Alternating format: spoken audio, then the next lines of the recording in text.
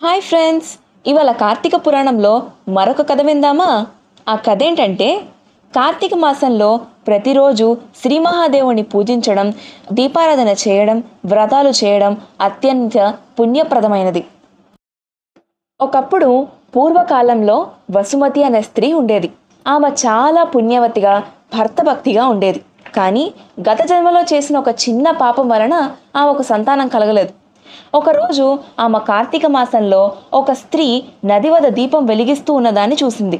ఆ దీపం సాయంత్రం గాలికి ఆరిపోకుండా రక్షించేందుకు ఆ స్త్రీ ఎంతో జాగ్రత్తగా ఉండేది.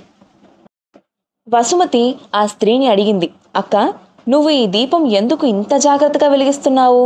ఆ స్త్రీ సమాధానమిచ్చింది, ఇది కార్తీక మాసం.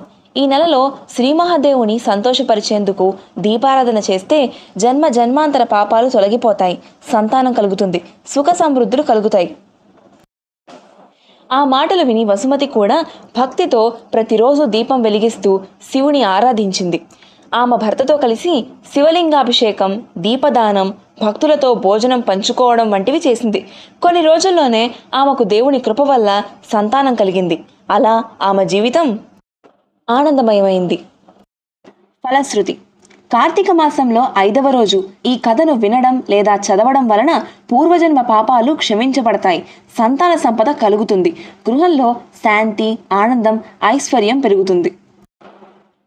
దీపారాధన ఫలితం: ఈరోజు దీపం వెలిగించి ఓం నమఃశివాయ అని జపించాలి. రాత్రి సమయంలో శివుని ఆలయంలో లేదా ఇంటి ముందు దీపం వెలిగిస్తే అఖండ పుణ్యం లభిస్తుంది.